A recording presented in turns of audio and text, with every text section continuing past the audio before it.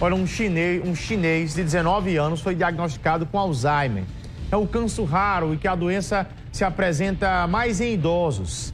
Será que tem algum tratamento de prevenção sobre isso? Ver a matéria de Gabriela Lima.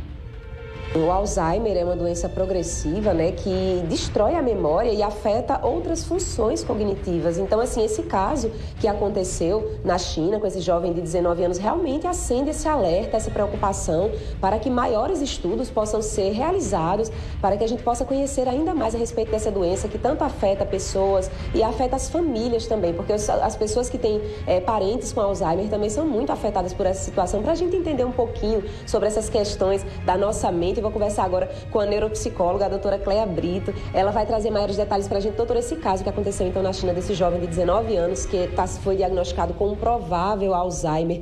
Por quê? A que se deve essa situação? É um caso isolado, né? É um caso específico, porque o Alzheimer, ele, né, cientificamente, né, os estudos mostram a partir de 60, 65 anos, mas a experiência de 20 anos em consultório, a gente já fez um diagnóstico aqui, junto com o neurologista, com 45 anos.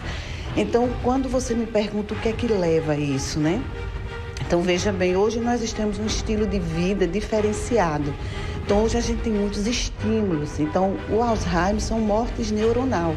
Então, o estresse, o desgaste dos neurônios pode ser que leve a justamente essa perda neuronal.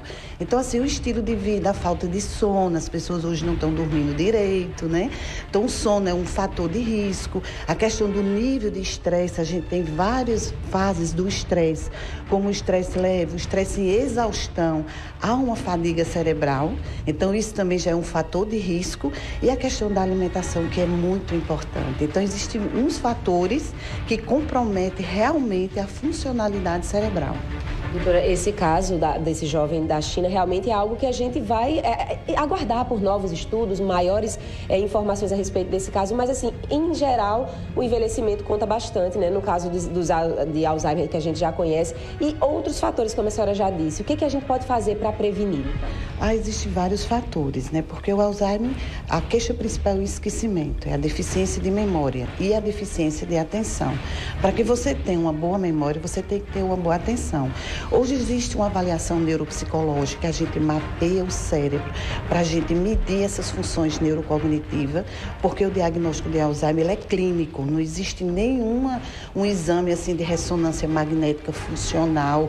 Ajuda sim, existe o PET também que ajuda, mas por ser uma avaliação clínica, então a avaliação neuropsicológica hoje, que é uma bateria de testes que a gente faz, e o neurofeedback que veio, é uma ferramenta importantíssima hoje, que a gente hoje aqui na Psiconeuro, na equipe do Núcleo de Avaliação Neuropsicológica, a gente incluiu esse neurofeedback, porque ele faz um mapeamento cerebral para a gente medir essa frequência de onda cerebral e também as funções neurocognitivas, porque o Alzheimer ele afeta logo memória, atenção, orientação espacial, né? As pessoas têm dificuldade de dirigir porque ele perde o reflexo, né? A deficiência de atenção é importantíssima, entre outras funções cognitivas. A questão da linguagem, que é importantíssima, a compreensão e todas essas funções cognitivas a gente precisa para executar as nossas atividades diárias e profissional. Então, o Alzheimer, a morte neuronal, ela afeta de imediato isso aí. Então, hoje nós temos excelente o tratamento com o neurofeedback para a gente diminuir esse desgaste, essa fadiga cerebral que o próprio estilo de vida leva as pessoas, a sociedade hoje que está sofrendo com isso. Eu queria mostrar um pouco isso. Era isso que eu ia pedir para a senhora mostrar exatamente, que a gente está com um pouco aqui do seu aparato, do seu equipamento, né, que a senhora realiza, então, esse estudo. Então, pode explicar para a gente, doutora, por favor? Tudo Sim. bem. Isso aqui é o neurofeedback, fora a avaliação neuropsicológica que a gente faz, é um aparelhozinho ligado no computador ali, que dá toda a informação. Isso aqui são eletrodos, certo? Que a gente coloca na cabeça, ele mapeia, ele capta toda a funcionalidade neuronal, Então, a gente põe essa capinha aqui, essa touca aqui na cabeça do paciente e dentro tem todos os eletrodos, esses pontos são os eletrodos que ele capta toda a frequência neuronal, sinapse, a comunicação neuronal interna do nosso cérebro, que a gente vai fazer essa leitura, como está essas funções neuronais, essa comunicação neuronal no cérebro. Então, veja bem aqui na área cerebral. A gente tem uma frequência, né, de ondas cerebrais que está relacionada às deficiências cognitivas que leva à doença de Alzheimer. Então, veja bem, aqui no nosso cérebro, o correto é a gente ter essas ondas betas no hemisfério esquerdo e essas ondas betas na área frontal do nosso cérebro.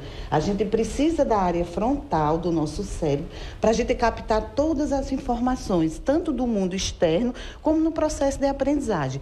Se você tiver uma onda alfa aqui, você já tem um desenvolvimento neuronal lento. Então, como é que você vai captar as informações? Então, se você tem um desgaste, não dorme direito, não se alimenta bem, está com nível de estresse em fase de exaustão, então essa comunicação neuronal, que é o neurônio, ele vai... Não é que eu vou colocar a palavra preguiça, mas ele vai diminuindo essa comunicação neuronal. Vai ficando mais lento? Vai ficando, então a funcionalidade cerebral ela fica lenta. Então, se você está com a funcionalidade cerebral lenta em determinada região cerebral que eu preciso ter, então eu não vou ter uma memória boa. Então, afeta a memória, o déficit de atenção. Se você quer uma memória boa, você tem que ter uma atenção boa. Então, a região do nosso cérebro, ela está sempre em comunicação. Então, o que é que o neurofeedback faz? Ela organiza essa comunicação neuronal, coloca as ondas betas na área que tem que ser colocada, a onda alfa, que é a onda do equilíbrio da gente do hemisfério direito, coloca no lugar e você tendo uma performance cerebral, você funciona melhor. Ó, são 7h05 agora, 7h05. Eu tô com o Gustavo Chaves agora.